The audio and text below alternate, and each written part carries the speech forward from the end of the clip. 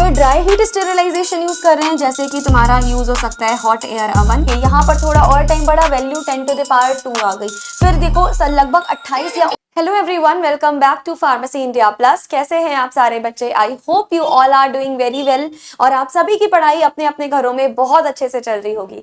तो जैसा कि आप सभी लोगों को पता है कि हम लोग अपना माइक्रोबायोलॉजी स्टार्ट कर चुके थे। आज आपका माइक्रोबायोलॉजी में यूनिट 2 का लास्ट लेक्चर होने वाला है।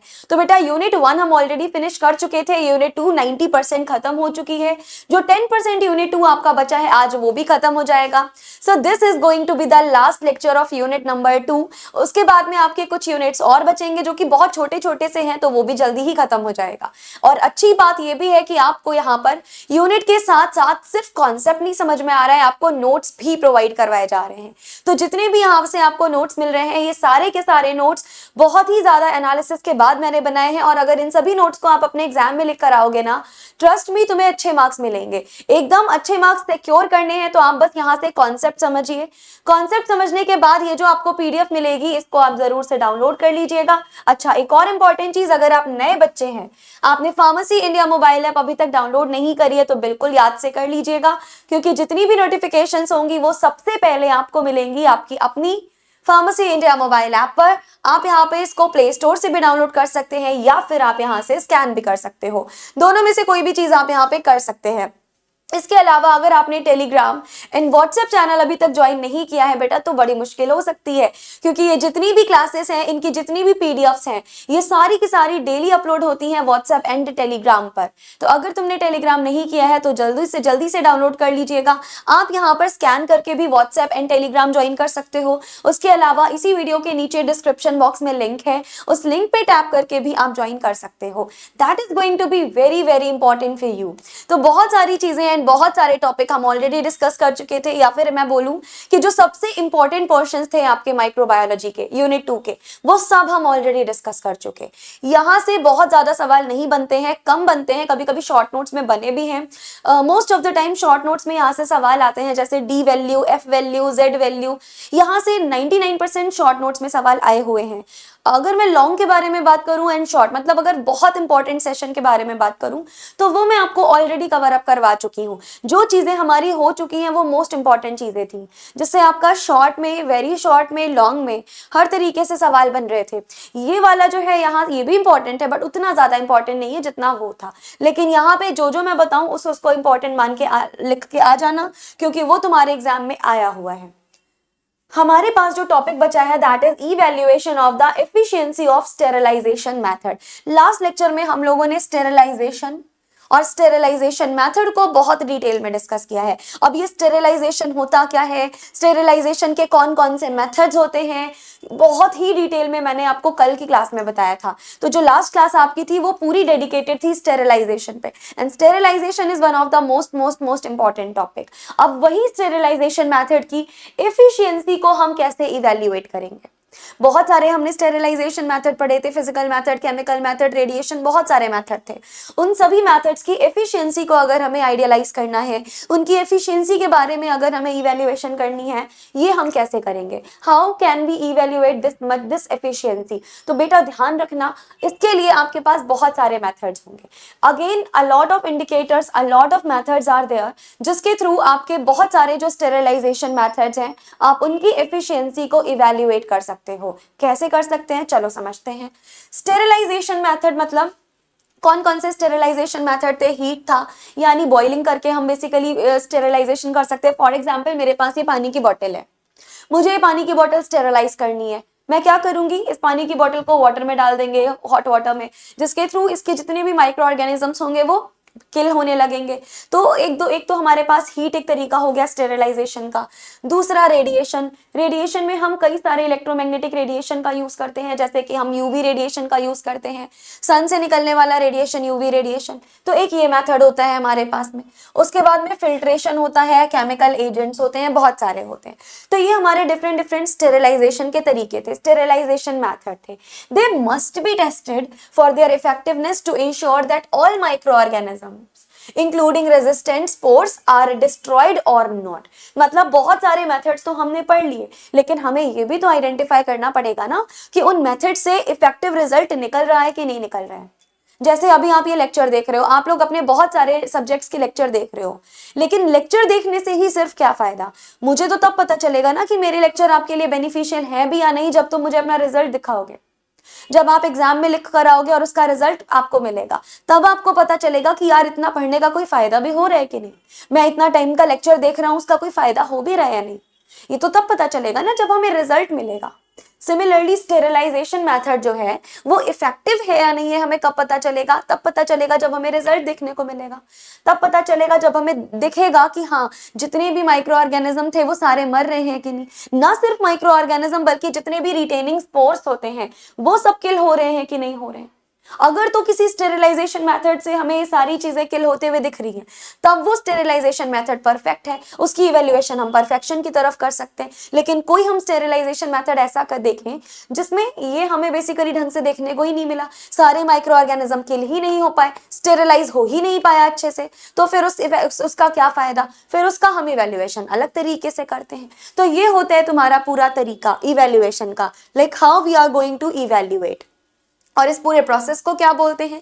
This complete process is known as evaluation of sterilisation efficiency. Sterilisation की एफिशिएंसी का इवेल्युएशन करना।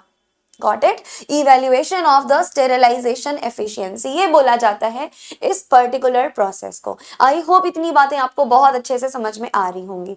अब अगर हम आगे बढ़े कि ये हमारी हेल्प क्या क्या करता है, तो ध्यान से सुनो। It help us to ensure, किस किस चीज के लिए हमारी हेल्प करेगा? It help us basically the steriliser is working properly or not. हमें इसकी एफिशिएंसी को देखते देखते ये बहुत अच्छे से पता चल जाता है कि जो हमारा स्टेरिलाइजर है वो प्रॉपरली वर्किंग कर रहा है कि नहीं कर रहा है। देखो, अगर स्टेरिलाइजर ही प्रॉपरली वर्किंग नहीं कर पाएगा तो हमारा स्टेरिलाइजेशन का रिजल्ट ही अच्छा हमें नहीं मिलेगा, फिर तो क्या ही फायदा, कोई इम्पैक्ट नहीं पड़ना। तो ये हमें बहुत अच्छी चीज है कि ये पता चल जाए कि जो आपका स्टेरिलाइजर है ये प्रॉपरली आपका वर्किंग मोड में है कि नहीं है। दूसरी इंपॉर्टेंट चीज प्रोसेस पैरामीटर्स। जैसे प्रोसेस पैरामीटर मतलब जैसे कि आपका टेम्परेचर हो गया, प्रेशर हो गया, टाइम हो गया, दे आर एडिकेट। तो हमें ये प्रोसेस पैरामीटर्स के बारे में भी इनमें काफी सारी चीजें बेसिकली पता चलती हैं। उसके अलावा सेफ्टी ऑफ फार्मास्यूटिकल प्रोडक्ट्स, जितने भी फार्मास्यूटिकल प्रोडक्ट्स हैं उनकी सेफ्टी के बारे में पता चलता है कि हाँ either that those products are safe or not. उसके अलावा रेगुलेटरी कंप्लायंसेस, रेगुलेटरी कंप्लायंसेस जैसे यूएसएफडीए, आईपी एंड बीपी।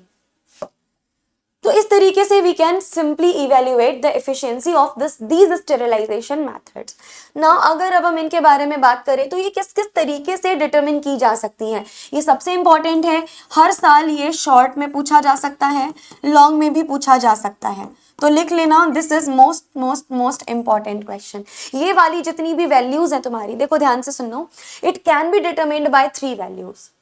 हम जो इवेल्युएशन कर रहे हैं स्टेरिलाइजेशन मेथड की एफिशिएंसी का, इनको फर्दर 3 तरह से 3 वैल्यूज के थ्रू हम डिटरमिन कर सकते हैं।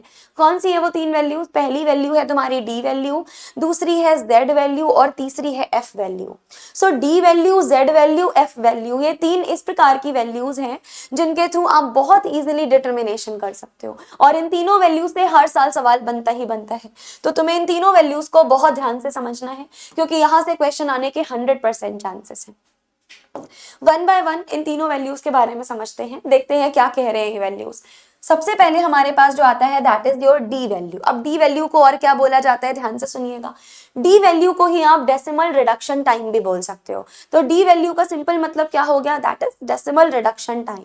अब ये डी वैल्यू है क्या, आप हमें ये बताइए। देखो बेटा, जैसे कि सपोज करते हैं हमारे पास में एक बॉक्स है। अब इस बॉक्स में क्या है, इस बॉक्स के चारों तरफ डिफरेंट डिफरेंट प्रकार के हमारे माइक्रो ऑर्गेनिज्म लगे हुए हैं। ये हमारे पास क्या था, ये हमारे पास में बॉक्स है, इस बॉक्स के चारों तरफ लगे हुए हैं माइक्रो ऑर्गेनिज्म। हम चाहते हैं कि ये माइक्रो ऑर्गेनिज्म मर जाए, हम इन माइक्रो ऑर्गेनिज्म को किल करना चाहते हैं। कैसे किल होंगे, बहुत सारे स्टेरिलाइजेशन मेथड होंगे, आप इनमें से कोई भी स्टेरिलाइजेशन मेथड फॉलो कर लो। हम क्या करते हैं, हम क्या कर रहे हैं, हम बेसिकली हीट के नीचे इसको रख रहे हैं। हमने क्या किया, हमने इसको हीट के नीचे रखा। तो जैसे ही हमने इसको हीट के नीचे रखा, हमने कौन सा मेथड फॉलो किया है, हमने फॉलो किया है बेटा हीट स्टेरिलाइजेशन मेथड। ये हीट स्टेरिलाइजेशन मेथड हमने फॉलो किया, जिसमें इसकी वजह से क्या होगा, जैसे जैसे टेम्परेचर बढ़ेगा, जैसे जैसे इसमें हीट आएगी, वैसे वैसे इसके जो माइक्रो ऑर्गेनिज्म हैं यानी माइक्रोब्स हैं वो धीरे धीरे किल होना शुरू होंगे। यानी अगर हम नंबर ऑफ बैक्टीरिया और टाइम के बीच में ग्राफ बनाते हैं तो इस प्रकार का एक ग्राफ हमें ऑब्जर्व होगा डी वैल्यू के केस में, जिसमें हमें ये पता चलता है कि कितने टाइम में कितने बैक्टीरिया किल हो रहे हैं या कितने टाइम में कितने माइक्रोब आप किल कर रहे हो, ये हमें पता चलता है इसके दौरान। जैसे कि मान लो 10 मिनट में आपने 25% किल किए, अगले 10 मिनट में फिर इतने, फिर अगले 10 मिनट में फिर इतने, तो हम ये एक पॉइंट देख लेंगे कि हाँ इतने पूरे मिनट लगे जब सारे के सारे बैक्टीरिया यहाँ से किल हुए हैं।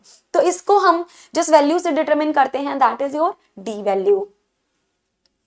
D value that is decimal reduction time. अच्छा याद रखना, डी वैल्यू का जो फुल फॉर्म होता है वो क्या होगा? It is decimal reduction time.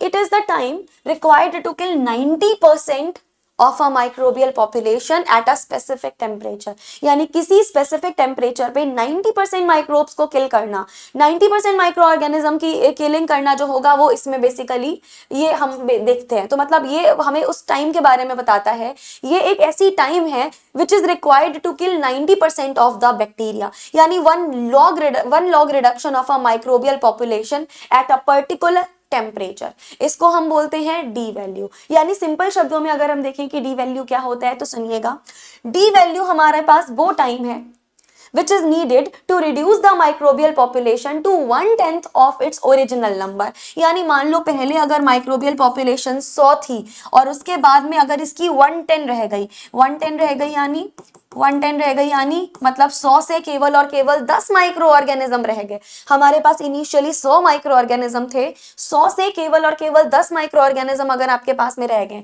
ये बेसिकली क्या होता है, ये आपका डी वैल्यू है। यानी डी वैल्यू का मतलब होता है वो टाइम जिस टाइम पे 100 माइक्रो ऑर्गेनिज्म से केवल 10 माइक्रो ऑर्गेनिज्म रह गए हैं, उस टाइम। और उस टाइम को बेसिकली हम क्या बोलते हैं, उस टाइम को हम सिंपल भाषा में डी वैल्यू के नाम से जान सकते हैं, राइट। तो ये उस टाइम को बताता है जब आपके नंबर ऑफ बैक्टीरिया कम होने शुरू हो जाते हैं। ये हमारे पास में क्या होगा, ये हमारे पास में बेसिकली डी वैल्यू होता है। तो डी वैल्यू का जो फॉर्मूला होगा, कई बार सवाल आता है, शॉर्ट में आएगा तो तुम्हें डेफिनेशन लिखनी पड़ेगी, इसका फॉर्मूला लिखना पड़ेगा। ध्यान से देख लो, अगर हमारे पास में फॉर्मूले की अगर हम बात करें तो ये होता है फॉर्मूला, यानी जो डी वैल्यू होगा it is equals T upon log N not upon N. ये तुम्हारा डी वैल्यू का फॉर्मूला होता है, जहां पे D value is equals T. T का मतलब क्या है, टी का मतलब आपके पास में होता है टाइम।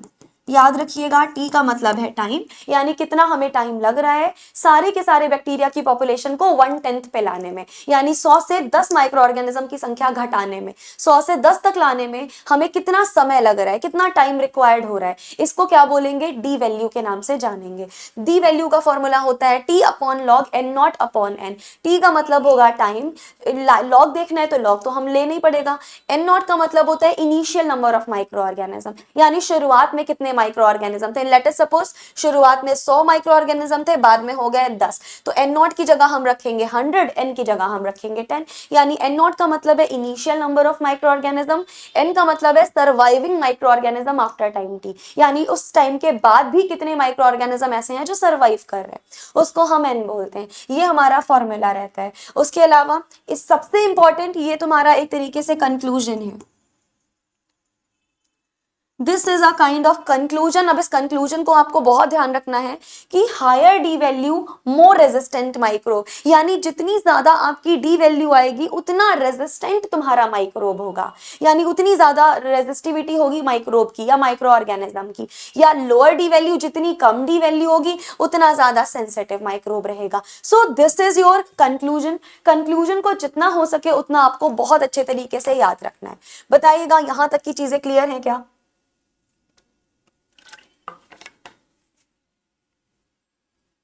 अगर यहां तक की चीजें आपकी क्लियर हैं तो आगे मूव ऑन करेंगे। ये देखो बेटा, ये होता है हमारा फाइनली ग्राफ। ग्राफ किसका ma'am? Graph of D value. ये ग्राफ बनाया किसके बीच में जाएगा मैम? ये पॉपुलेशन के बीच में बनाया जाएगा, यानी एन के बीच में बनाया जा रहा है और ये टी के बीच में बनाया जा रहा है। मतलब कितने नंबर ऑफ माइक्रो ऑर्गेनिजम्स हैं और कितने टाइम में है। ये वाला जो तुम्हारा ग्राफ होता है इसको हम क्या कहते हैं? डी वैल्यू का ग्राफ है। समझ नहीं आ रहा है? चलो समझाती हूँ। देखो, सबसे पहले शुरुआत हमने कहां से करी? 0 से करी। जब बिल्कुल भी टाइम नहीं हुआ है यानी 0 टाइम हो रहा है, तब 0 टाइम पे हमारे पास में क्या है मैम? 0 टाइम पे देखिए आपके पास में 10 to the power 6 micro organism है।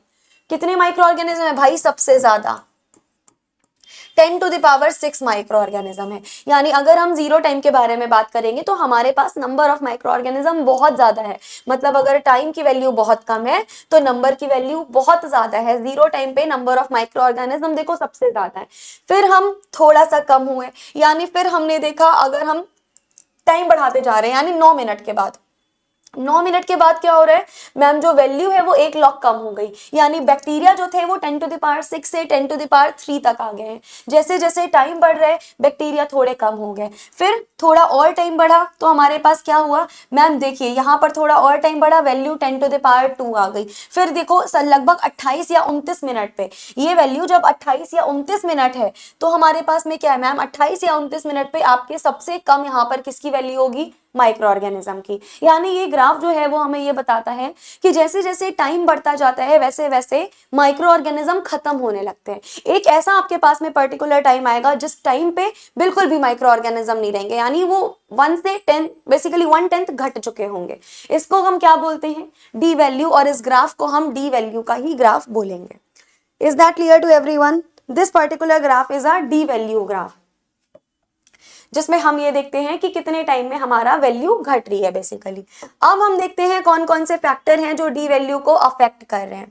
What are the factors affecting the D value? तो देखो डी वैल्यू को अफेक्ट करने वाले बहुत सारे फैक्टर्स होते हैं।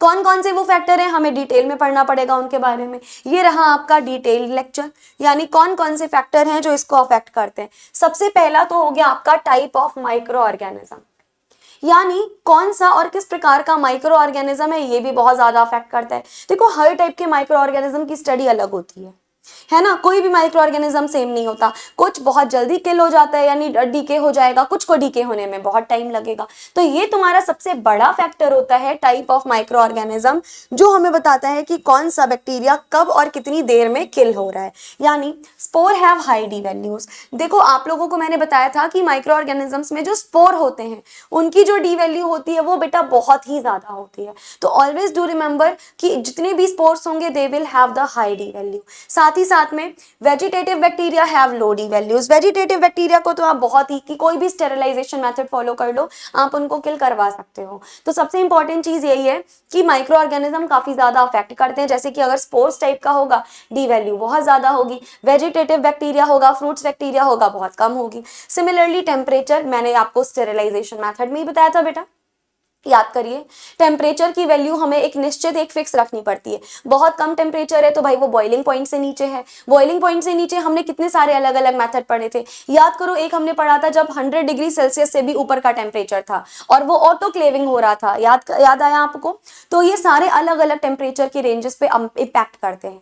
कम टेम्परेचर होगा कोई दूसरा स्टेरिलाइजेशन मेथड होगा, ज्यादा टेम्परेचर होगा दूसरा स्टेरिलाइजेशन मेथड होगा, और अपनी अपनी जगह पे ये मेथड अलग अलग तरीके से इम्पैक्टफुल होते हैं।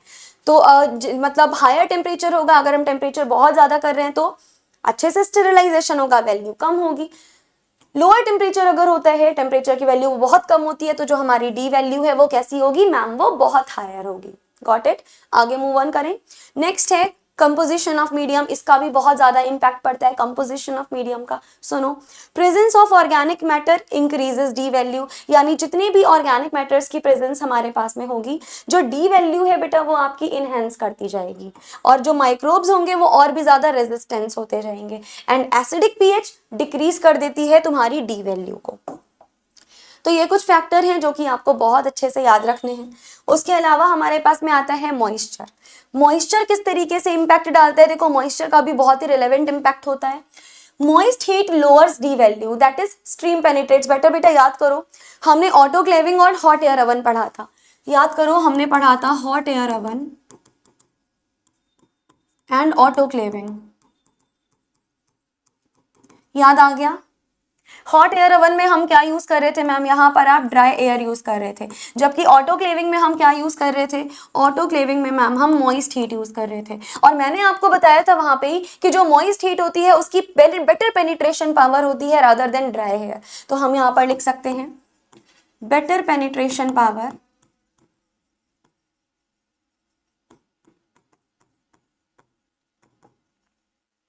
Then dry air.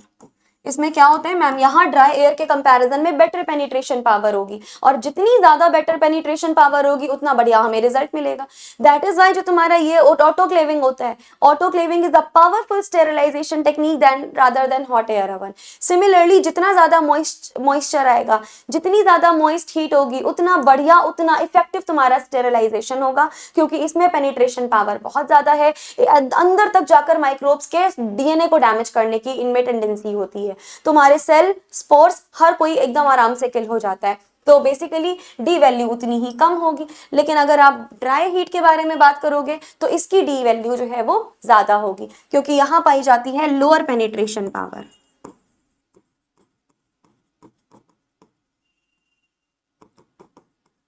यहाँ क्या पाई जाती है मैम, यहाँ पाई जाती है हमारे पास में लोअर पेनिट्रेशन पावर, इसीलिए इसमें क्या होगा, ये मैम थोड़ी सी बेसिकली कम होगी। अगर हम नेक्स्ट बेसिकली मूव ऑन करते हैं अपनी एज ऑफ कल्चर पे।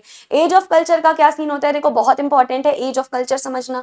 जितने भी ओल्डर स्पोर्स होते हैं वो क्या होते हैं, हायर डी वैल्यू, उनकी डी वैल्यू बहुत ज्यादा होती है, क्योंकि उनमें क्या होती है, एज ऑफ कल्चर ज्यादा होती है। इनमें क्या होगा, इस केस में जो हमारा एज ऑफ कल्चर होता है वो काफी ज्यादा होता है। लेकिन अगर हम बात करते हैं इनकी यंग सेल्स की, तो इनमें लोअर डी वैल्यूज होती है, यानी इनका एज ऑफ कल्चर काफी ज्यादा कम होता है। So these are all the factors, जैसे कि माइक्रो ऑर्गेनिज्म का टाइप हो गया, टेम्परेचर हो गया, कंपोजिशन हो गया मीडियम का, मॉइस्चर हो गया, एज ऑफ कल्चर हो गया, ये सारा हमारा टाइप था।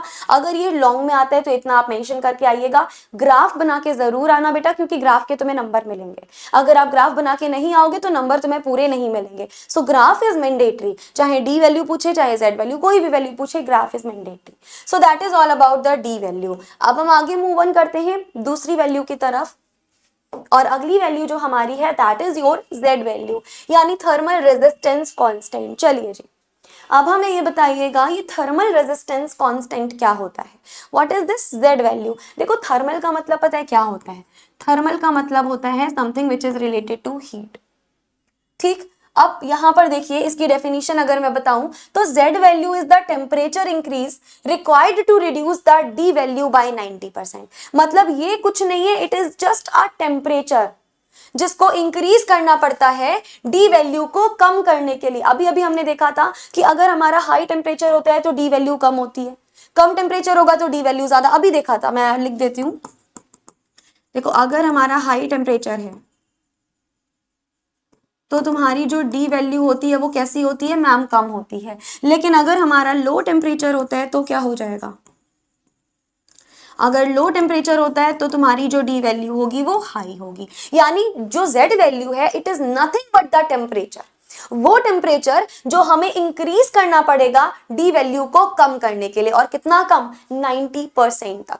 यानी एक ऐसा टेम्परेचर जिसकी रिक्वायरमेंट है हमें डी वैल्यू को 90% कम करने के लिए, that is particularly known as the Z value. इतनी बातें समझ में आ रही है, इसको हम क्या बोलते हैं, Z वैल्यू बोलते हैं। या सिंपली अगर मैं आपको एक्सप्लेन करूं so Z value tells how much the temperature must be increased to make the micro organism die 10 times faster.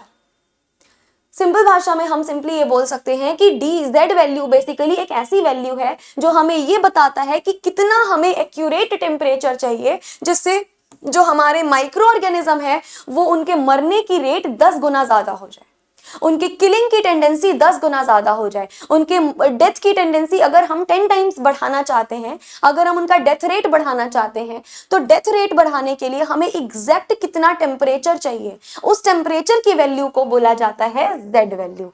समझ में आ रहा है बात, यानी हम सिंपली लिख सकते हैं the required temperature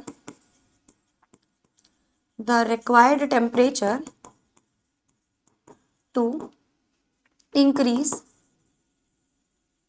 the death rate of any microorganism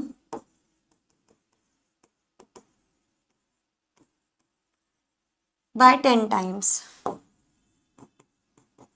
इसको बेटा क्या बोलते हैं मैम, इसको बेसिकली बोला जाता है डेथ रेट। और इस वैल्यू जेड वैल्यू मतलब हम कोई माइक्रोब को 10 गुना ज्यादा जल्दी मारना चाहते हैं, उसका रेट बढ़ाना चाहते हैं, तो उसके लिए टेम्परेचर की वैल्यू कितनी बढ़ाना पड़ेगा, इसी को हम बोलते हैं जेड वैल्यू। जेड वैल्यू का मैथमेटिकल फॉर्मूला जरूर लिख के आना, क्योंकि ये आपसे पूछा ही जाएगा। अगर आपका नॉर्मल जेड वैल्यू भी पूछते हैं या नॉर्मल डी वैल्यू या नॉर्मल एफ वैल्यू, कोई भी वैल्यू पूछे, फॉर्मूला लिख के आना कंपलसरी है, लिखना ही लिखना है। तो अगर हम इसको फॉर्मूला बताएंगे तो देखिए, Z value is the slope of the thermal death time, यानी क्या हमारा थर्मल डेथ टाइम है किसी भी माइक्रो ऑर्गेनिज्म का। ये आपके पास में होता है z is equals T2 minus T1 upon log D1 minus log D2। ये तुम्हारे पास में फॉर्मूला होगा, इस फॉर्मूले को बहुत ध्यान रखिएगा। That is your T2 minus T1 upon log D1 minus log D2। ये किसके बराबर होते हैं ma'am? This is the z value, ठीक है। यहाँ पर T1 T2 क्या है? T1 और T2 दो टेम्परेचर है, T1 is first temperature, T2 is the second temperature. D1 और D2 हमारे पास उन अलग अलग टेम्परेचर की D वैल्यूज हैं। मान लिया T1 टेम्परेचर पर वैल्यू क्या होगी? D1, T2 टेम्परेचर पर वैल्यू क्या होगी? D2। ये हमारे पास सारी वैल्यूज हैं और इस फॉर्मूले में हम रखेंगे हमारी Z वैल्यू आ जाएगी T2 minus T1 upon log D1 minus log D2। ये कुछ इस प्रकार का हमारा ग्राफ होता है। ये देखिए हमारे पास ये कुछ इस प्रकार का ग्राफ है। यहाँ पर आपको डी वैल्यू दे रखी है इन मिनट, यानी जैसे जैसे डी वैल्यू बढ़ती जा रही है वैसे वैसे हमारे पास में क्या हो रहा है? जेड, मतलब ये दोनों जो वैल्यू है वो एक दूसरे से इस तरीके से इंटरकनेक्टेड है और यहाँ पे तुम्हारा जेड वैल्यू का फॉर्मूला रखा हुआ है, that is T1 minus T2 upon log D1 minus log D2। दोनों में हमें डी और जेड वैल्यू को इस तरीके से हम रिलेट कर सकते हैं and they both are inversely proportional to each other. Next, अगर हम यहाँ पर देखेंगे कि अगर z वैल्यू बहुत ज्यादा है, बहुत ध्यान से समझना, ये बेसिक कंक्लूजन है तुम्हारा and this is very very important, पूरा फोकस यहाँ रखो अभी। अगर तुम्हारी z वैल्यू बहुत ज्यादा है, z वैल्यू का मतलब क्या था मैम? वो था एक टेम्परेचर जो हमें चाहिए होगा 90% रेट बढ़ाने के लिए, माइक्रो ऑर्गेनिज्म को किल करने के लिए। अगर तो तुम्हारी z वैल्यू बहुत ज्यादा है, इसका मतलब समझ रहे हो? इसका सीधा मतलब है कि माइक्रोब आपका बहुत सेंसिटिव है टेम्परेचर के। Microbe is very very very sensitive to the temperature and it need a large size in rise in temperature to change to the D value, यानी हमें यहाँ पे बहुत बढ़ाना पड़ेगा अभी टेम्परेचर को अपने डी वैल्यू को चेंज करने के लिए। It simply means that it indicates thermally resistant organism. ये बात याद रखना कि जब जब तुम्हारी Z वैल्यू हाई होती है तब ये इंडिकेट करती है थर्मली रेजिस्टेंट ऑर्गेनिज्म को। इसको हाईलाइट करके आइएगा, यहाँ पे हम लिख सकते हैं high Z value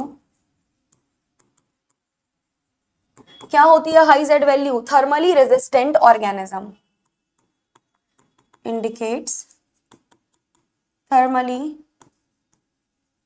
resistant organism. इसको अपने एग्जाम में एकदम अच्छे से हाईलाइट करके आना है आपको। आगे मूव ऑन करते हैं। अगर हमारी Z वैल्यू जो है वो काफी कम है तो if the Z value is low तो हम क्या करने वाले हैं?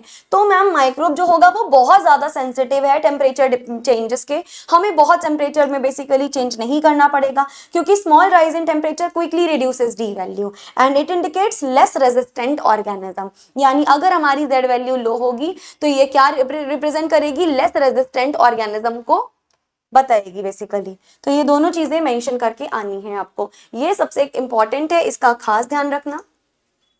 These are temperature and these are D values। अब ध्यान से दोनों का रिलेशन देखो। अगर हमारे पास टेम्परेचर 110 है तो उसमें उसको माइक्रोब को किल करने में कितना टाइम लग रहा है मैम? 10 मिनट लग रहे हैं। यानी अगर तुम जो टेम्परेचर ले रहे हो माइक्रो ऑर्गेनिज्म को किल करने के लिए अपने किसी भी स्टेरिलाइजेशन मेथड में, तुम उसको 110 ले रहे हो तो 110 पे जो तुम्हारे बैक्टीरिया मर रहे हैं वो 10 मिनट ले रहे हैं मरने में, उनको 10 मिनट लग रहा है पूरा किल होने में। लेकिन अब यही तुम टेम्परेचर की वैल्यू बढ़ा दो, तुमने टेम्परेचर 110 से बढ़ाकर 120 ले लिया, टेम्परेचर को कितना डिग्री बढ़ा दिया? यहाँ पे आपने जो टेम्परेचर बढ़ाया है टेम्परेचर में 10 डिग्री सेल्सियस का राइज आ गया है, यानी 10 डिग्री सेल्सियस आपका टेम्परेचर बढ़ गया। टेम्परेचर 10 डिग्री सेल्सियस बढ़ने पे रेट कितना बढ़ा मैम? रेट भी 10 गुना बढ़ गया। रेट कितने गुना बढ़ गया है मैम? रेट भी देखिए 10 गुना बढ़ गया है। 110 डिग्री सेल्सियस पे इसको 10 मिनट लग रहा था, 120 डिग्री सेल्सियस पे केवल और केवल 1 मिनट लग रहा है। यानी तुम अगर 10 डिग्री सेल्सियस का टेम्परेचर बढ़ाओगे तुम्हारा माइक्रो ऑर्गेनिज्म के मरने का जो रेट है वो भी 10 गुना हो जाएगा। ये तुम्हारा करेक्ट वैल्यू होती है। समझ में आया? ये बहुत इंपॉर्टेंट है, इसको जरूर से मेंशन करके आइएगा। यानी यहाँ पर सिंपली हम लिख सकते हैं कि अगर हमारी टेम्परेचर Z वैल्यू, यानी अगर हमने टेम्परेचर 10 डिग्री सेल्सियस बढ़ाया तो हमारे पास में क्या हो जाएगा, हमारी जो रेट है माइक्रो ऑर्गेनिज्म को किल करने की, माइक्रो ऑर्गेनिज्म के डेथ की, वो भी 10 गुना बढ़ जाएगी। यानी हर 10 डिग्री सेल्सियस राइज के साथ आपका डेथ रेट जो होगा वो 10 टाइम्स फास्टर हो जाएगा। इसको हाईलाइट जरूर करके आना। उसके बाद डिफरेंट डिफरेंट माइक्रो ऑर्गेनिज्म की टिपिकल जेड वैल्यूज क्या हो सकती हैं। देखो सवाल यहां से बनने के पूरे चांसेस हैं। तुमसे पूछा जा सकता है कि ये हमारे पास में माइक्रो ऑर्गेनिज्म है, बताओ इन अलग अलग माइक्रो ऑर्गेनिज्म की जेड वैल्यूज क्या क्या होनी चाहिए। तो सुनिए, अगर क्लॉस्ट्रीडियम स्पोर्स हैं तो इनकी जेड वैल्यू के लिए 10 डिग्री सेल्सियस होती है, यानी बहुत ज्यादा टेम्परेचर चाहिए होता है इनमें। अगर बेसाइलस है तो बेसाइलस की थोड़ी सी कम होती है, बहुत कम, लगभग 6 से 10 ही होती है। अगर हमारे पास वेजिटेटिव बैक्टीरिया यानी वेजिटेबल बैक्टीरिया तो बहुत कम होती है, लगभग 5 से 8। अगर फंगाई या ईस्ट है तो इनमें के लिए सबसे कम होगा 4 से 6 डिग्री सेल्सियस। तो जैसे जैसे हमारे माइक्रो ऑर्गेनिज्म है इनमें जो जेड वैल्यू है वो क्या होता जा रहा है, जेड वैल्यू का डिक्रीमेंट होता चला जा रहा है। क्या इतनी बात आपको समझ में आ रही है? I hope all these things are getting clear to you. आगे मूव ऑन करें, चलिए। जिस तरीके से हमने देखा था कि डी वैल्यू को कौन कौन से फैक्टर अफेक्ट करते हैं, अब बताते हैं कि जेड वैल्यू को कौन कौन से फैक्टर अफेक्ट करते हैं। सबसे पहला तो माइक्रोबियल स्पीशीज, जैसा हमने डी वैल्यू में भी समझा। देखो अलग अलग प्रकार के माइक्रोबियल स्पीशीज होते हैं, उनकी वैल्यू अलग अलग होती है। जैसे फंगाई हैं, उनके लिए डी वैल्यू लोएस्ट होती है हमारे पास, लेकिन अगर हम किसी वेजिटेबल बैक्टीरिया के बारे में बात करेंगे कंपैरेटिवली फंगाई के रिस्पेक्ट में उसकी ज्यादा होती है। तो अलग अलग माइक्रोबियल के रिस्पेक्ट में अलग अलग इनके वैल्यूज होंगे। तो इस वजह से जो भी माइक्रोबियल रहता है, जिस टाइप का ये स्पीशीज रहता है, वो जेड वैल्यू को काफी ज्यादा इम्पैक्ट करता है। उसके अलावा टाइप ऑफ स्पोर्स, यानी जो स्पोर्स हैं वो किस प्रकार के हैं। Like spores having higher Z values, जितने भी स्पोर्स होते हैं उनकी Z value most of the time ज्यादा ही होती है। तो उसके बाद में फूड और फार्मास्यूटिकल मैट्रिक्स, ये भी काफी ज्यादा इंपैक्ट करता है कि भाई फूड क्या किस प्रकार का है, फार्मास्यूटिकल मैट्रिक्स किस प्रकार का है। उसके अलावा fat protein increases Z value, अगर अब फैट आ रहा है, प्रोटीन्स आ रही हैं, तो इनकी वजह से जेड वैल्यू हमारी इंक्रीज होती है। मॉइस्चर कंटेंट, अभी देखो हम लोगों ने मॉइस्चर के बारे में बात की थी, जितना ज्यादा मॉइस्चर होगा माइक्रो ऑर्गेनिज्म में उतनी ज्यादा पेनिट्रेशन पावर आएगी, ठीक है, उतना ज्यादा वो माइक्रोब को पेनिट्रेट करेगा और उतनी जल्दी वो स्किल बेसिकली कर देगा, रेट बढ़ जाएगा। उसके अलावा मीडियम पीएच का बहुत ही ज्यादा रोल होता है, बहुत बहुत रोल है पीएच का, वेरी शॉर्ट में पूछ सकते हैं। अगर तो लो पीएच है तो जेड वैल्यू भी लोअर होगी, यानी याद रखना Z value is directly proportional to pH range, ये याद रखना और इसको जरूर से हाईलाइट करके आना। अगर तुम्हारे पास जेड वैल्यू कम है तो पीएच भी कम ही होगा, ज्यादा है तो ज्यादा होगा, right. And preservative present in the environment, हमारे एनवायरनमेंट में जो भी डिफरेंट डिफरेंट प्रकार के प्रिजर्वेटिव्स प्रेजेंट होते हैं, वो सारे के सारे प्रिजर्वेटिव बहुत ही ज्यादा इम्पैक्ट डालते हैं, बहुत इम्पैक्टफुल होते हैं रिगार्डिंग दीज वैल्यूज। आगे मूव ऑन करते हैं। अगला सवाल देखो क्या कह रहे हैं हमसे। अगला हमारे पास में वैल्यू जो है वो है तुम्हारी एफ वैल्यू। चलिए मैम, अब आप हमें बता दीजिएगा ये एफ वैल्यू क्या होती है, what is this particular F value. तो ध्यान से सुनिए, एफ वैल्यू जो है वो हमारी टाइम रिक्वायर्ड है to kill a specific number of micro organism at a specific temperature. ये बहुत स्पेसिफिक वैल्यू है। जैसे अभी हम लोगों ने डी वैल्यू डिस्कस किया, पूरी जनरल वैल्यू थी, हमने जेड वैल्यू डिस्कस किया, जनरल डिस्कशन था, कोई स्पेसिफिक डिस्कशन हम नहीं कर रहे थे। लेकिन यहाँ स्पेसिफिक डिस्कशन की जरूरत होती है। यहाँ हमारे पास में क्या होता है मैम, ये वाली जो वैल्यू है ना, ये एक टाइम है किसी भी specific number of micro organism को एक स्पेसिफिक टेम्परेचर पे किल करने का। यानी एक पर्टिकुलर टेम्परेचर पे, एक स्पेसिफिक टेम्परेचर पे अगर हम एक specific number of micro organism को किल करते हैं तो वो कहलाती है हमारी बेसिकली एफ वैल्यू। उसमें जो टाइम लगता है वो कहलाता है एफ वैल्यू।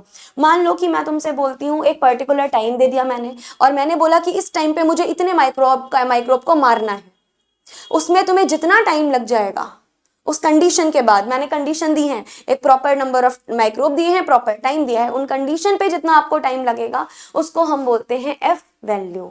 समझ आया? ये कंडीशन रिस्ट्रिक्टेड होती है, तो आप यहां पर लिख दो it is a specific value which is condition restricted. जो किस प्रकार की होती है मैम, ऑब्वियस सी बात है, कंडीशन रिस्ट्रिक्टेड वैल्यू हमारे पास हो जाती है ये। इसका फॉर्मूला क्या होता है, ये हमारे पास में इसका फॉर्मूला होता है F is equals D into, देखो फॉर्मूला होता है F, क्या फॉर्मूला है, F is equals D into log N not minus log N, ये हमारे पास फॉर्मूला होता है। एफ वैल्यू तो मतलब एफ का मतलब तो सिंपली एफ वैल्यू ही होगा। डी जो है, ये आपको जो कैपिटल डी दिख रहा है, ये कैपिटल डी आपका होता है decimal reduction time. Got it? अभी तो हमने पढ़ा था ना इस डी वैल्यू के बारे में, वही है ये। उसके बाद एन नॉट क्या होगा, initial population of micro organism, यानी इनिशियल माइक्रो ऑर्गेनिज्म, शुरुआत में कितने माइक्रो ऑर्गेनिज्म हमारे पास में प्रेजेंट थे। एन क्या हो जाएगा, ये होंगे हमारे फाइनल माइक्रो ऑर्गेनिज्म, यानी फाइनली हमारे पास कितने माइक्रो ऑर्गेनिज्म प्रेजेंट थे। तो ये हमारे पास में बेसिकली करेक्ट आंसर हो जाएगा, बेसिकली फॉर्मूला हो जाएगा। याद रखना फॉर एफ नॉट, यहाँ पे किसका यूज करेंगे, मोस्ट कॉमनली यूज किया जाता है F not is equals equivalent time in minutes at 121 degree Celsius with Z is equals 10 degree Celsius. Important है, यहाँ से सवाल आपके बनने के पूरे पूरे चांसेस हैं, ध्यान से करना है आपको। Okay, again we are coming on the next most important portion, relation between f, d and z values. Individually हमने इन तीनों वैल्यूज को पढ़ लिया, अब हमें इनका रिलेशन समझना है। यानी ये जो f वैल्यू है, ये जो d वैल्यू है, ये जो आपके सामने z वैल्यू है, इन सभी वैल्यूज का क्या रिलेशन होता है, हाउ दे आर कनेक्टेड, क्या इनके बीच में आपस में इनका रिलेशन होगा, समझना है। तो देखो भाई, all three thermal death parameters are linked. ये जो तीनों के तीनों डेथ पैरामीटर होते हैं, ये आपस में लिंक्ड होते हैं। यानी जो तुम्हारी एफ वैल्यू हो गई, जो डी वैल्यू हो गई, जो जेड वैल्यू हो गई, तीनों के तीनों आपस में एक दूसरे से कनेक्टेड होता है, एक दूसरे से लिंक्ड होता है। कैसे होता है, आओ समझते हैं। पहली बात तो अगर मैं डी वैल्यू के बारे में बात करूं तो what is D value, D value is time for 90% के लैक्स फिक्स्ड टेम्परेचर। टेम्परेचर यहाँ पे फिक्स होता है, उस फिक्स टेम्परेचर पर 90% किल करने में, यानी अगर हमारे पास 100 है, हम इसमें से 90% माइक्रो ऑर्गेनिज्म को किल करना चाहते हैं, उसके लिए जितना हमें टाइम लगेगा उसको हम बोलते हैं डी वैल्यू। Got it? तो ये क्या हो गई ma'am, it is nothing but the time for 90% kill eight a particular temperature, it is a D value. इसमें रोल क्या है, it tells resistance at that temperature, उस पर्टिकुलर टेम्परेचर पे रेजिस्टेंस बताता है। अगर हम Z वैल्यू के बारे में बात करेंगे तो ये इसके लिए degree Celsius needed to reduce D by 1 log, यानी कितना टेम्परेचर चाहिए होगा D वैल्यू को 1 लॉग कम करने के लिए, इसको बोलते हैं हम Z value. This is a kind of a required temperature, like how much temperature is required here. ये क्या बताता है, सेंसिटिविटी टू टेम्परेचर चेंज, इसके बारे में बताता है। नेक्स्ट अगर हम F वैल्यू के बारे में बात करें, सबसे स्पेसिफिक यही होगा, टोटल टाइम फॉर रिक्वायर्ड किल, कितना हमारे लिए टोटल टाइम है इस पूरी किलिंग को प्रोसेस करने के लिए। It tells over sterilisation time. आगे मूव ऑन करते हैं आप नेक्स्ट। ओके चलो फाइनली अब हम आगे मूव ऑन कर रहे हैं अपने स्टेरिलिटी इंडिकेटर्स पे। वैल्यूज खत्म हो गई है सारी, वैल्यूज अगर आएंगी तो आप उतना लिख सकते हो, लॉन्ग में अगर आया तो तीनों वैल्यूज मिक्स करके भी पूछा जा सकता है, मैंने करवा दिया, जितना करवाया उतना आपके लिए मोर देन इनफ है। Now we are here sterility indicator for evaluation of sterilisation. देखो सवाल बनने के पूरे पूरे चांसेस हैं। सबसे पहली तो स्टेरिलिटी इंडिकेटर्स मतलब क्या, ये वो टूल्स हैं जो मॉनिटर करते हैं, जो वेरीफाई करते हैं और वैलिडेट करते हैं कि कोई स्टेरिलाइजेशन प्रोसेस सक्सेसफुली अचीव हो पा रहा है कि नहीं उस पर्टिकुलर कंडीशन में। ये इवेल्युएट करने का काम किसका होता है मैम, इन इंडिकेटर का काम होता है। मतलब चलो डिटेल में समझाते हैं, इनका काम क्या है। ये जो स्टेरिलिटी इंडिकेटर हैं, ये आइडेंटिफिकेशन में हमारी हेल्प कर रहे हैं। ये एक प्रकार के टूल्स हैं जो हमें ये बताने में मदद कर रहे हैं कि हमारे पास ये जो स्टेरिलाइजेशन प्रोसेस है, जिसके थ्रू माइक्रो ऑर्गेनिज्म को हम मारना चाह रहे हैं, माइक्रो ऑर्गेनिज्म को हम किल करना चाह रहे हैं, वो पूरा हो पा रहा है कि नहीं हो पा रहा है एक लिमिटेड कंडीशंस में। उसी को हम क्या बोलते हैं, उसी को मॉनिटर करने के लिए, वेरीफाई करने के लिए और वैलिडेट करने के लिए हमें जिन इंडिकेटर्स की रिक्वायरमेंट होती है उनको हम बोलते हैं स्टेरिलिटी इंडिकेटर। स्टेरिलाइजेशन क्या होता है बहुत डिटेल में समझ लिया था हमने। अब यही स्टेरिलाइजेशन को चेक करने के लिए कि ये हुआ भी है कि नहीं हुआ है, जिसकी रिक्वायरमेंट होती है, उन टूल्स को बोला जाता है स्टेरिलिटी इंडिकेटर। सवाल बनने के चांसेस हैं। And this is the last topic of the unit.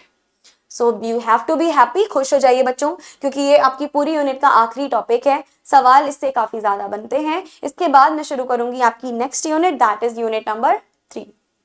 चलिए, तो क्या क्या होता है मैम? सबसे पहले तो बहुत सारे पार्ट्स में इनको क्लासिफाई किया जाता है, जैसे कि ये फिजिकल इंडिकेटर्स होते हैं, हाँ समझ गए, फिजिकल इंडिकेटर्स हो सकते हैं, केमिकल इंडिकेटर हो सकते हैं, बायोलॉजिकल इंडिकेटर्स हो सकते हैं। एंड जो बायोलॉजिकल इंडिकेटर होते हैं वो इनमें सबसे ज़्यादा रिलायबल होते हैं, इनकी रिलायबिलिटी बहुत होती है। उसके अलावा इंटीग्रेटिंग इंडिकेटर्स होते हैं, और इन्हीं इंटीग्रेटिंग इंडिकेटर्स को हम इम्यूलेटिंग इंडिकेटर्स के नाम से भी जान सकते हैं, राइट। इसके अलावा इसी का एक फेमस एग्जांपल है Bowie Dick test pack. Steam penetration के चेकिंग करने के लिए इसका यूज किया जाता है, ये पर्टिकुलर टेस्ट यूज किया जाता है। हालांकि यहां से ज्यादा सवाल नहीं बनता है। तो अब जितने पार्ट्स में हमने क्लासिफाई किया है ना, उन्हीं पार्ट्स को, उन्हीं स्टेरिलिटी इंडिकेटर को डिटेल में एक बार देख लेते हैं कि कौन कौन से ये इंडिकेटर होने वाले हैं। पहला हमारे पास में बेटा है आपका physical indicators. Now what is this physical indicators? तो these monitor the physical parameters inside the steriliser, यानी किसी स्टेरिलाइजर के अंदर कितनी फिजिकल प्रॉपर्टीज हो रही हैं, क्या क्या फिजिकल प्रॉपर्टीज हैं, ये मॉनिटर करने का काम कौन करता है? फिजिकल इंडिकेटर ये काम करते हैं। समझ में आया बात? या कितने टाइप के फिजिकल इंडिकेटर होते हैं? बहुत अलग अलग प्रकार के फिजिकल इंडिकेटर हो सकते हैं। जैसे पहला हो गया टेम्परेचर रिकॉर्डर। अब ये टेम्परेचर रिकॉर्डर का काम क्या है? टेम्परेचर को जो रिकॉर्ड करेगा, यानी जो हमारा इंस्ट्रूमेंटेशन है, उस इंस्ट्रूमेंटेशन के अंदर अगर हमें टेम्परेचर रिकॉर्ड करना है, उसके लिए इंस्ट्रूमेंट होंगे, जैसे कि थर्मोमीटर। बेटा थर्मोमीटर वो वाला नहीं जो हमारे नॉर्मल घरों में होता है, मशीन्स का या जो इंस्ट्रूमेंट्स होते हैं इन पे भी एक थर्मोमीटर लगा होता है जो उस इंस्ट्रूमेंट का टेम्परेचर मेजर करता है। तो यहाँ थर्मोमीटर हो गया। नेक्स्ट थर्मोकपल्स हो सकते हैं, डेटा लॉगर्स हो सकते हैं। उसके अलावा it ensures required temperature was reached, ये इंश्योर करता है कि जितना टेम्परेचर चाहिए था वो टेम्परेचर है कि नहीं है। याद करो हमने आइडियल टेम्परेचर रेंज कितनी मानी थी? लास्ट क्लास में मैंने बहुत डिटेल में बताया था। हमने आइडियल टेम्परेचर रेंज कितनी मानी थी? आपने आइडियल टेम्परेचर रेंज मानी थी 121 डिग्री सेल्सियस। कौन बताएगा ये है कि नहीं है? थर्मोमीटर ही तो बताएगा। थर्मोमीटर ही तो बताने का काम करेगा कि ये आइडियल टेम्परेचर के रेंज पे है कि नहीं है। तो इस चीज का काम कौन करता है? थर्मोमीटर, थर्मोकपल या फिर डेटा लॉगर्स। ये सारे के सारे हमारे टेम्परेचर रिकॉर्डर्स होंगे जो फाइनली हमें बताएंगे कि क्या हमारा टेम्परेचर रहने वाला है। इसके बाद में प्रेशर गॉजेस हो सकते हैं। प्रेशर गॉजेस का क्या काम है? Pressure gauges will monitor steam pressure, यानी जो स्टीम का प्रेशर है, जो स्टीम हमारी बन रही है, किसमें हमने देखा था? ये ऑटोक्लेविंग में देखा था, ऑटोक्लेविंग में देखा था, जिसमें हम यूज कर रहे थे मोइस्ट हीट, है ना। उसमें क्या था? हम देख रहे थे कितनी स्टीम है। तो जो तुम्हारा स्टीम का प्रेशर होगा, उस स्टीम के प्रेशर को मॉनिटर करने के लिए हमें जिसकी जरूरत होती है, that is your pressure gauge. Pressure gauge का एग्जांपल जैसे कि 15 साई। याद करो मैंने ऑटोक्लेविंग में स्टैंडर्ड कंडीशन बताई थी, तो मैं 15 साई बताई थी ना। ये कौन मेजर करेगा 15 साई पहुंचा कि नहीं पहुंचा? प्रेशर गॉज ही तो मेजर करेगा ना, बहुत ज्यादा रिक्वायरमेंट है इसकी। उसके अलावा time indicator, exposure time must meet required level, यानी अगर जितना टाइम सोचा है उतना टाइम आपको बेसिकली लगना चाहिए। अगर किसी माइक्रोब को किल करने में आपने इतना टाइम निश्चित किया है तो उतना टाइम होना चाहिए। ऐसा नहीं है कि आपने टाइम सोचा 30 लगेगा, लग गया 40। तो जो टाइम है वो पर्टिकुलर हमारे पास उसका डेटा फिक्स रहना चाहिए, हमारे पास रिकॉर्ड होते रहना चाहिए, कलेक्ट होते रहना चाहिए। तो यहाँ पे तुम्हारा क्या रहेगा? 15 से 30 मिनट का तुम्हारा एक्सपोजर टाइम होगा। और ये बताएगा कौन? इसको बताने का काम करते हैं टाइम इंडिकेटर। ठीक है, टाइम इंडिकेटर इसको बताने का काम करेंगे। उसके अलावा रेडिएशन डोजीमीटर्स। मैम ये रेडिएशन डोजीमीटर्स का क्या काम होता है, थोड़ा बताइएगा। Radiation dosimeters are used for the gamma radiation sterilisation. जब हम गामा रेडिएशन स्टेरिलाइजेशन यूज करते हैं, कौन सा मैं बता रही हूँ, याद है? Radiative sterilisation. जब हमने रेडिएशन स्टेरिलाइजेशन मेथड्स देखे थे, जब हम क्या कर रहे थे, अलग अलग प्रकार के रेडिएशन यूज कर रहे थे। कौन से रेडिएशन यूज कर रहे थे आप लोगों ने? यूवी रेज यूज की थी, गामा रेज यूज की थी। तो गामा रेज के स्टेरिलाइजेशन में या गामा रेडिएशन स्टेरिलाइजेशन में जिसका हम यूज करते हैं वो होता है रेडिएशन डोजीमीटर्स। इनके एग्जांपल्स हो गए तुम्हारे फ्रीके डोजीमीटर, इसका एक एग्जांपल फ्रीके डोजीमीटर है। दूसरा स्टेरिक सेरस डोजीमीटर है। इनके नाम याद रखने हैं तुम्हें। इनके एडवांटेजेस क्या है? ये जो फिजिकल आप पढ़ रहे हो, फिजिकल स्टेरिलाइजेशन इंडिकेटर्स, क्या एडवांटेजेस हैं इनके? ये सिंपल होते हैं, इमीडिएट होते हैं, कंटिन्यूअस मॉनिटरिंग करते रहते हैं, बहुत सारे एडवांटेजेस हैं। अगर आप लिमिटेशन देखोगे तो कुछ लिमिटेशन भी है। For example, do not indicate microbial death, microbial death को इंडिकेट नहीं करते, यानी कोई माइक्रो ऑर्गेनिज्म कब किस टाइम किस मोमेंट पर डेथ हो रहा है ये इंडिकेट नहीं करेंगे। Only show that physical conditions were attend और नॉट, केवल और केवल फिजिकल कंडीशंस के बारे में ही बताएंगे, केवल यही बताते हैं कि फिजिकल कंडीशन अटेंड हुई नहीं हुई, आइडियल टेम्परेचर 121 था, हुआ या नहीं हुआ, प्रेशर आइडियल 15 साई था, प्रेशर गॉज ने बताएगा कि 15 साई है कि नहीं है। तो ये बेसिकली इसमें क्या होता है, केवल ये अपनी फिजिकल कंडीशन को ही अटेन करते हैं बस, ये इसकी सबसे बड़ी लिमिटेशन हो गई। उसके बाद में they monitor physical parameters of sterilisation, ये स्टेरिलाइजेशन के बहुत सारे फिजिकल पैरामीटर को बताने का काम करते हैं, जैसे टेम्परेचर को बताने का काम अभी अभी हम देख कर आए हैं, प्रेशर को बताने का काम प्रेशर गॉज करेगा, टाइम इंडिकेटर टाइम बताएगा, relative humidity, yes steam sterilisation के लिए भी यूज किया जाता है रिलेटिव ह्यूमिडिटी, क्या पर्टिकुलर आपके इंस्ट्रूमेंटेशन की ह्यूमिडिटी का बेसिकली सीन है, जब जब आप स्टीम स्टेरिलाइजेशन करोगे रिलेटिव ह्यूमिडिटी का यूज करोगे। उसके अलावा रेडिएशन डोज, इसका यूज तब करते हैं जब रेडिएशन स्टेरिलाइजेशन करते हैं, तो always and always do remember whenever we do this radiation sterilisation we will be using radiation dose. आगे मूव ऑन करते हैं।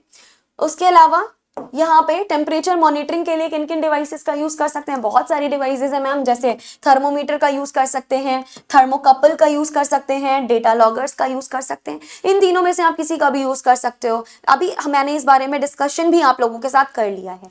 इसका पर्पस क्या होता है, इसका पर्पस ये होता है कि ये हमें बताता है कि आइडियली तो मुझे इतना टेम्परेचर चाहिए था इस पूरे स्टेरिलाइजेशन को, क्या उतना टेम्परेचर हमें यहाँ मिल रहा है कि नहीं मिल रहा है, ये चीजें यहाँ पता चलती हैं। तो we will simply write that it verifies that sterilizer reaches and maintains required temperature, हमें बताता है और ये वेरीफाई करता है कि जो आपका स्टेरिलाइजर है वो आइडियल टेम्परेचर पे पहुंचा कि नहीं पहुंचा। ऑटोक्लेव के लिए आइडियल टेम्परेचर 121 डिग्री सेल्सियस था, जो लगभग 15 से 20 मिनट में आता है।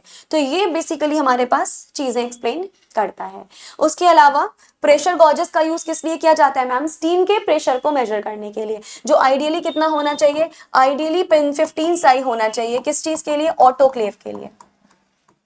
किस टेम्परेचर पर आता है, at particular 121 degree Celsius.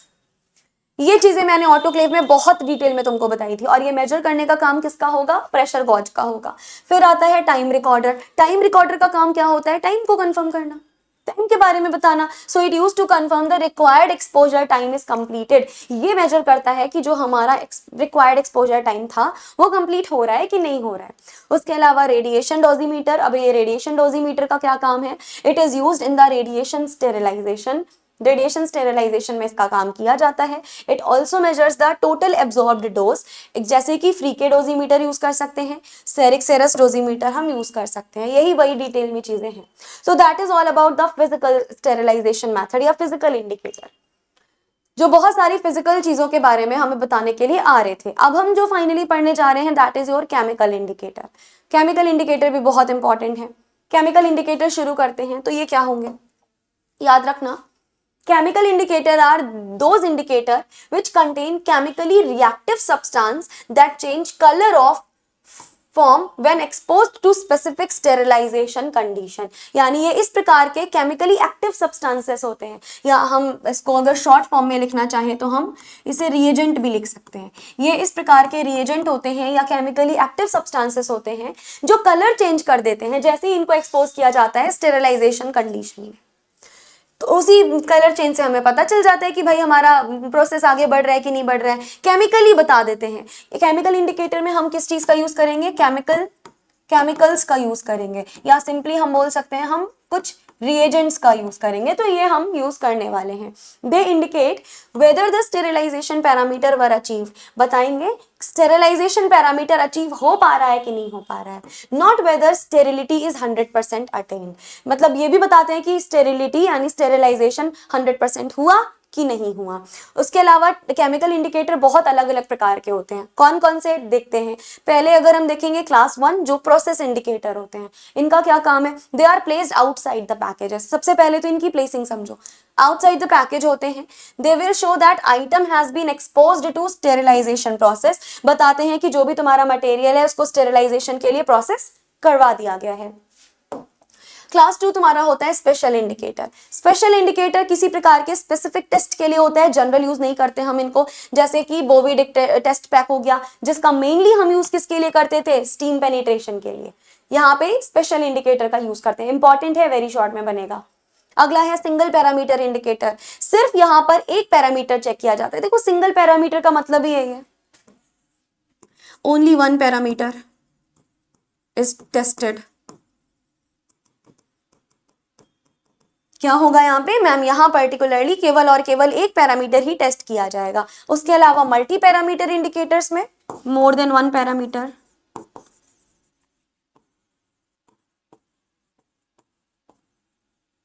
Have to be tested. यहाँ पे हम क्या कर सकते हैं मैम, यहाँ एक से ज्यादा पैरामीटर आप टेस्ट कर सकते हो। इसके एग्जांपल जैसे कि टेम्परेचर को भी, टाइम को भी, या फिर टाइम और स्टीम को भी, मतलब एक साथ आप टेम्परेचर टाइम को कर पा रहे हो, एक साथ आप टाइम स्टीम को कर पा रहे हो। ये किसके अंडर होगा, मल्टी पैरामीटर इंडिकेटर के अंडर होगा। अगर केवल टेम्परेचर को करते हो तो दैट वुड बी, या फिर केवल टाइम को करते हो, सिंगल पैरामीटर इंडिकेटर। अगला हमारे पास में होता है, अगर इन्हीं के बारे में हम डिस्कशन करें तो ये हीट और केमिकल सेंसिटिव सब्सटेंसेस हैं जो कलर को चेंज कर देते हैं जैसे स्टेरिलाइजेशन होता है। हालांकि ये मैं बता चुकी हूँ, ये इंपॉर्टेंट है। एक्सटर्नल केमिकल इंडिकेटर ये तभी अप्लाई होगा, ये बेसिकली आउट, एक्सटर्नल का मतलब है आउटसाइड, यानी ये आउटसाइड द पैकेज रहेंगे। अभी अभी मैंने बताया था इंटरनल के अंदर ये सारी चीजें आ रही थी। इसमें क्या किस चीज का रिस्पॉन्ड होगा, टाइम का, टेम्परेचर का, स्टीम का भी। डन। तो केमिकल के बाद फाइनली अब हम मूव ऑन करने जा रहे हैं बायोलॉजिकल इंडिकेटर। याद करो ये इंडिकेटर कैसे होते थे, मोस्ट रिलायबल इंडिकेटर। तो जो तुम्हारे बायोलॉजिकल इंडिकेटर्स होते हैं, always and always do remember these are the most reliable indicators. अब इनमें और सारी चीजें मैम बता दीजिए। They use highly resistant bacterial spores to confirm actual microbial death. आपको एक्चुअल माइक्रोबियल डेथ के लिए कंफर्मेशन के लिए highly resistant bacterial spores basically मिलेंगे। कॉमन बायोलॉजिकल इंडिकेटर कुछ ऐसे हैं जैसे कि मॉइस्ट हीट के लिए, अगर हमारा स्टेरिलाइजेशन मेथड हम मॉइस्ट हीट यूज कर रहे हैं यानी ऑटोक्लेव, तो आपका माइक्रो ऑर्गेनिज्म कौन सा होगा मैम, हमारा जियोबैसिलस माइक्रो ऑर्गेनिज्म हो सकता है। रीजन इसका ये है कि बहुत ज्यादा रेजिस्टेंट रहता है। अगर ड्राई हीट स्टेरिलाइजेशन यूज कर रहे हैं जैसे कि तुम्हारा यूज हो सकता है हॉट एयर अवन, किस टाइप के माइक्रोब के लिए, बेसाइलस के लिए रेजिस्टेंस है, ये रेजिस्टेंट है ड्राई हीट के लिए। इथाइलिन ऑक्साइड का अगर तुम यूज कर रहे हो तो ये बेसाइलस एट्रोफेस के लिए होता है and it is resistant to chemical sterilants. अगर आप रेडिएशन स्टेरिलाइजेशन यूज कर रहे हो, it is specifically for bacillus pumilus and it is resistant to gamma radiation. और जो गामा रेडिएशन होगा वो याद रखना मोस्ट एनर्जी वाला होगा, ऐसा रेडिएशन होगा जिसकी एनर्जी ऑब्वियस सी बात है बहुत ज्यादा होती है। सो बेटा that is it and that is all about this particular session. इस सेशन के साथ यहीं पे तुम्हारा पूरा का पूरा यूनिट 2 खत्म होता है। That is all about unit 2। अब हम मिलेंगे अगली क्लास में जहां पे हम डिस्कस करेंगे यूनिट 3। तो नेक्स्ट क्लास से शुरू होने वाला है तुम्हारा unit 3। That is all for this particular session. See you soon in the next class. Thank you so much.